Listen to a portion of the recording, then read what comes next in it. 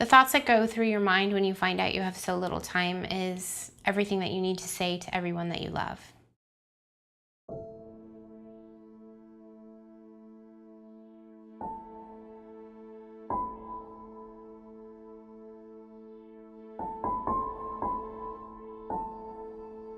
So after getting married is when I first started experiencing the headaches, and they were quite severe. And I didn't understand them because I had never had anything like that before in my life. Right when I was diagnosed, my husband and I were actively trying for a family, which is heartbreaking for us both.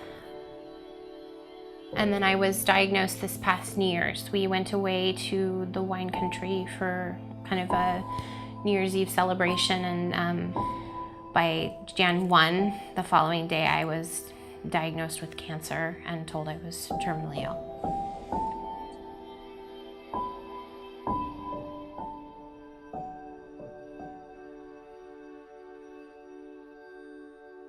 I was told I had a grade 2 astrocytoma, and was told anywhere from 3, maybe 5, up to 10 years to live. I have to tell you, when you're 29 years old, being told you have that kind of timeline still feels like you're being told you're gonna die tomorrow. 70 days post-op, I went in for another MRI and was told I had had a grade change. They were looking and saying it looks like grade 4, which is the worst and most aggressive form of brain cancer. It's called a glioblastoma. So that was a major shock to my system and the system of my family, because it went from having potentially years of time to being told I had like 6 months. My parents spent a couple months, they just wanted to search for a miracle. In the beginning, I hoped for everything. First I hoped that they had just the wrong x-rays, the wrong set of scans. It was all just a big clerical mishap. Your brain will do really strange things to you when you don't want to believe something. You will come up with fairy tales.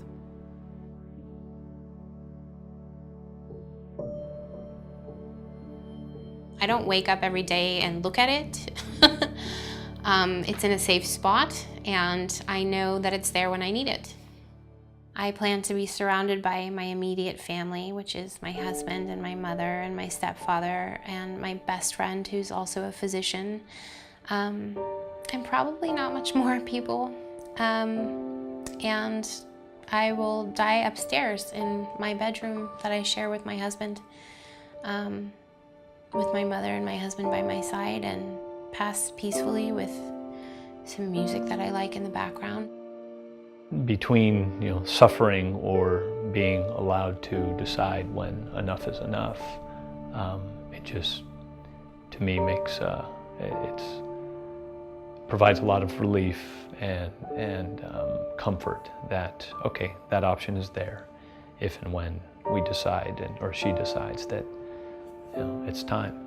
I can't even tell you the amount of relief that it provides me to know that I don't have to die the way that it's been described to me that my brain tumor would take me on its own. Death with dignity allows for people who are in the predicament of facing a lot of suffering, that they can decide when enough is enough. Brittany's always been kind of bigger than life.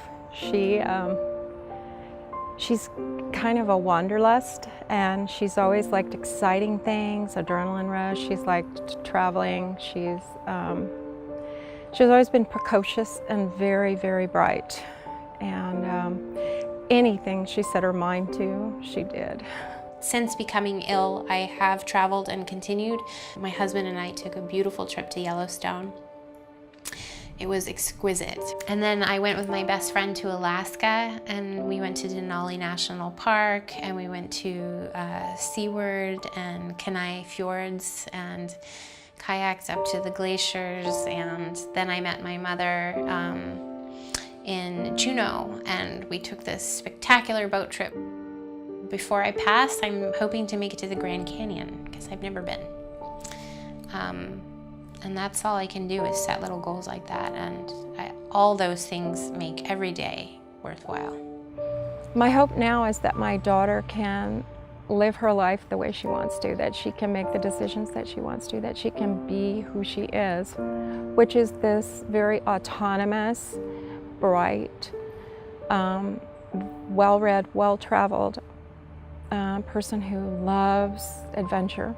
She's kind of got me into this thing where now we've agreed to meet. And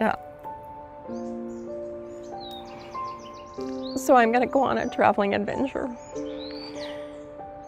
And it's a place I'm kind of scared to go to, Machu Picchu. A lot of climbing, but she said she'd meet me there. And so damn it, I'll go. I hope to enjoy however many days I have left on this beautiful earth and spend as much of it outside as I can, surrounded by those I love. I hope to pass in peace. The reason to consider life and what's of value is to make sure you're not missing out. Seize the day. What's important to you? What do you care about? What matters? Pursue that. Forget the rest.